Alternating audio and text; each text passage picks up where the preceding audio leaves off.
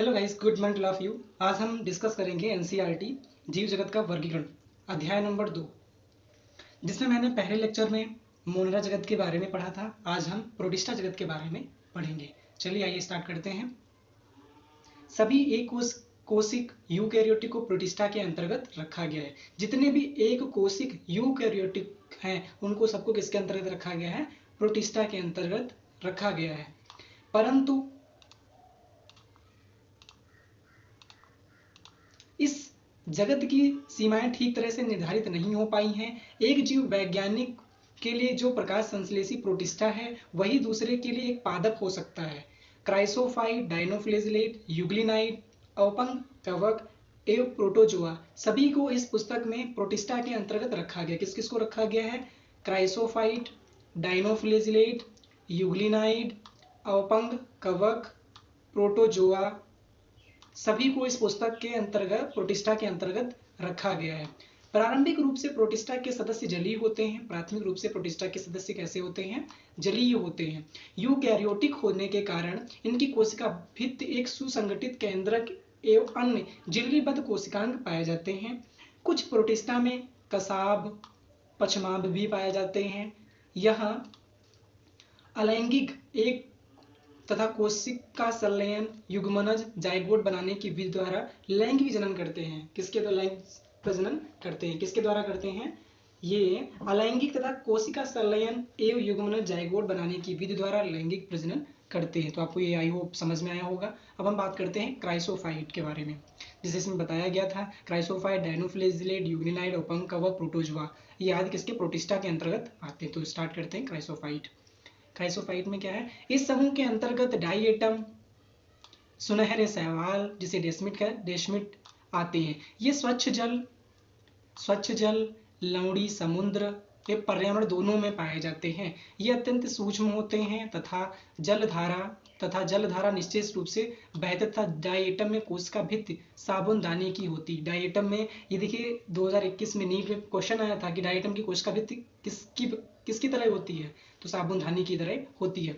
इस तरह इसी के अनुरूप दो अतिछादित कवच बनाती है, साबुनदानी की तरह बनाती है। इन भित्तियों में सिलिका होती है। इन भित्तियों में क्या होता है? सिलिका होता है। इस कारण ये नष्ट नहीं होते हैं। इस प्रकार मृत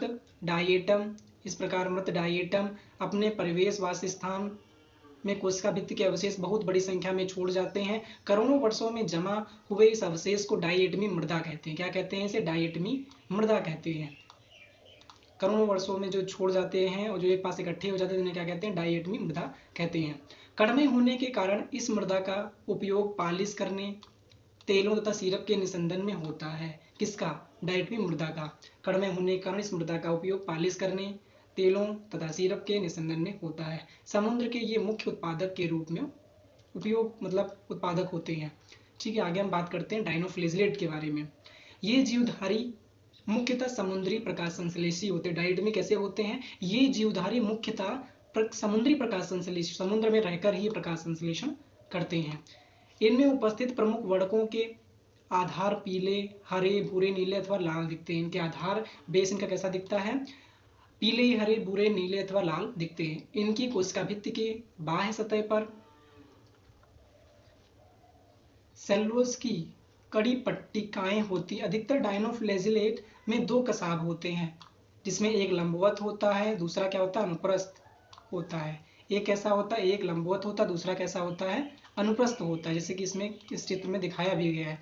इसमें देखिए एक लंबवत आपको ये दिखाया गया, एक अनुप्रस्थ होता है। कैसा होता है? एक अनुप्रस्थ होता है।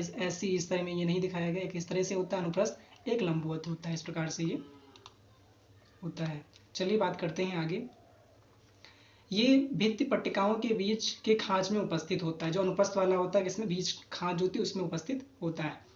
लाल डायनोफ्लेजिलेट की संख्या में विस्फोट होता है। किसकी? लाल डायनोफ्लेजिलेट जो होता है उसकी संख्या में क्या होता है? विस्फोट होता है। लाल डायनोफ्लेजिलेट की संख्या में विस्फोट होता है, जिससे समुद्र का जल लाल रंग का दिखने लगता है।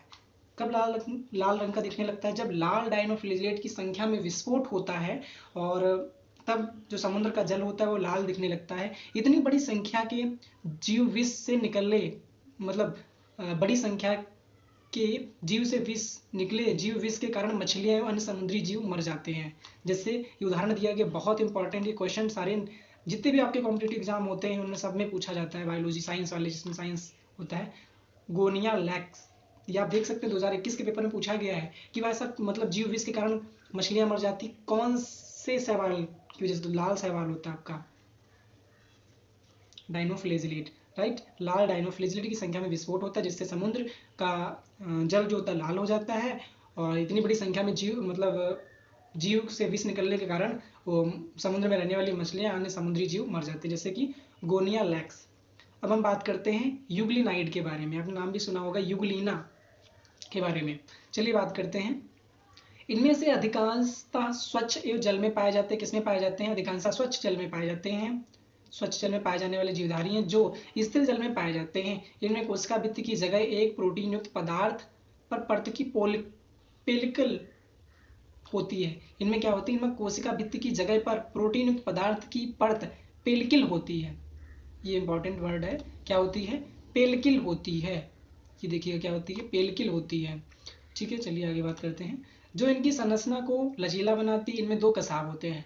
यूग्लिनाइड में कितने? दो कसाब होते हैं, जिसमें से एक छोटा होता है और एक लंबा होता है। इसके चित्र में देखिएगा, ये देखिए आपको दिखाया गया, इसमें एक लंबा होता है, एक छोटा होता है, एक छोटा होता है। ठीक है, यदि सूर्य के प्रकाश की उपस्थिति में प्रकाश संश्लेषण करते हैं, सूर्य के प्रकाश की उपस्थिति में ये प्रकाश संश्लेषी होते, लेकिन सूर्य के प्रकाश में नहीं होने पर ये जीवधारियों की शिकार कर परपोषी की तरह व्यवहार करते हैं। मतलब सूर्य के प्रकाश की प्रेजेंस में ये फोटोसिंथेसिस करते हैं, एब्सेंस में ये परपोषी की भांति अपना भोजन ग्रहण करते हैं। आश्चर्यजनक रूप से यूग्लिनाइड में पाए जाने वाले वर्णक उच्च पादपों में उपस्थित वर्णकों के समान होते हैं, जैसे कि यूग्लिना। देखिए मैं यूग्लिना आपको बता रहा था, यूग्लिना यहाँ पे नाम भी दिया गया। डायग्राम भी यूग्लिना का ही, डायग्राम जो है यूग्लिना का ही दिया गया है। इसमें कसाबे का एक लंबा होता है, दूसरा छोटा होता है, ये आपको याद रखना है। चलिए आगे बात करते हैं। अब हम बात करते हैं अवपंग कवक के बारे में। किसके बारे में बात करते हैं? अवपंग कवक के बारे में। चलिए, अवपंग कवक मृतपोषी प्रोटिस्टा है। कैसा है? ये मृतपोषी प्रोटिस्टा है। अवपंग कवक मृतपोषी प्रोटिस्टा है। ये सड़ती हुई टहनियों तथा पत्ते के साथ गति करते हुए जैविक पदार्थों का भक्षण करते हैं।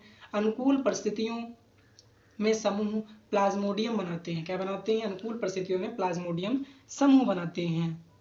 क्या बनाते हैं? ये प्लाज्मोडियम समूह बनाते हैं जो कई फीट तक की लंबाई तक हो सकते हैं। प्रतिकूल परिस्थितियों में ये बिखर कर सिरों पर बीजाणु युक्त फलनकाय बनाते। इन बीजाणुओं का प्रक्षेपण वायु के साथ होता है। ये आपको देखिए यहाँ पे अवपंग कवक दिखाया गया है। आपने कवक देखा हो जैसे कि ब्रेड रोटी में लग जाता है और जो हमारा अचार होता है उसमें, उसी तरह ये अवपंग कवक होता है। प्रोटोजोआ के बारे में बात करते हैं। सॉरी, सभी प्रोटोजोआ परपोषी होते हैं। सभी प्रोटोजोआ क्या होते हैं? सभी प्रोटोजोआ परपोषी होते हैं। सभी प्रोटोजोआ परपोषी होते हैं जो परभक्षी अथवा परजीवी के रूप में रहते हैं। किसके? परभक्षी अथवा परजीवी के रूप में रहते हैं। ये प्राणियों में पुरातन संबंधित हैं, प्राणी के पुरातन संबंधित हैं। प्रोटोजोआ को 4 समूहों में बांटा गया है। कौन कौन से 4 समूह हैं? चलिए बात करते हैं। सबसे पहले कौन सा है? अमीबी प्रोटोजोआ। आपने नाम सुना होगा अमीबा। कक्षा 9 कक्षा 8 से आप पढ़ने लगते हैं अमीबी प्रोटोजोआ। चलिए बात करते हैं अमीबी प्रोटोजोआ के बारे में। ये जीवधारी स्वच्छ जल, समुद्री जल तथा नम मृदा में पाए जाते हैं। अपने कूट पादों की सहायता से अपने शिकार को पकड़ते हैं।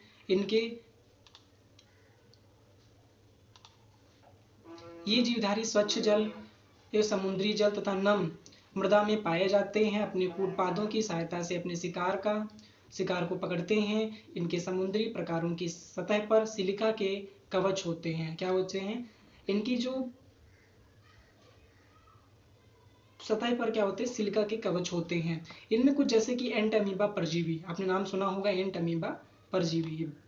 एंट अमीबा परजीवी, ये देखिए यहाँ पे दिखाए गए कौन कौन से प्रोटोजोन्स हैं। 4 प्रकार के प्रोटोजोन्स हैं, यहाँ पे देखो दिखाए गए हैं। डाइनोफ्लेजिलेट, अवपंग कवक, यूग्लिनाइड, पैरामीशियम। चित्र के दिए गए हैं, सॉरी। चलिए आगे बात करते हैं। कसाबिका प्रोटोजोआ, दूसरा कौन सा? दूसरा है आपका कसाबिका प्रोटोजोआ। दूसरा है कसाबिका प्रोटोजोआ। इसमें क्या होता है? बात करते हैं इसमें। इस समूह के सदस्य स्वच्छंद एवं परजीवी होते हैं। इनके शरीर पर कसाब पाया जाता है। परजीवी कसाबी प्रोटोजोआ बीमारी के कारण इनसे निद्रालु वेद नामक बीमारी हो जाती है। स्लीपिंग नेक्स बीमारी आपने नाम सुना होगा, जो ज़्यादा सोते हैं, वो बीमारी हो जाती है। जिसे किसके कारण होती है? ट्रिपिनोसोमा के द्वारा। किसके कारण होती है? ट्रिपिनोसोमा के कारण होती है। ये ट्रिपिनोसोमा के कारण होती है। दूसरा कौन सा है? दूसरा है प्रोटोजोआ, पचमाभी प्रोटोजोआ। तीसरा है पचमाभी प्रोटोजोआ। ये जलीय अत्यंत सक्रिय गति करने वाले जीवधारी हैं, क्योंकि इनके शरीर पर हजारों की संख्या में पचमाभ पाए जाते हैं। इनमें एक गुहा ग्रसिका होती है जो शरीर की सतह के बाहर की तरफ खुलती है। पचमाभों की लयबद्ध गति के कारण जल से पूरित भोजन गलेट की तरह भेज दिया जाता है। उदाहरण बात करते हैं पैरामीशियम में। उदाहरण इसमें दिया गया है पैरामीशियम। उदाहरण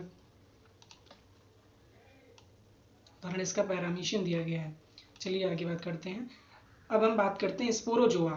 चौथा है ये लास्ट, स्पोरोजोआ।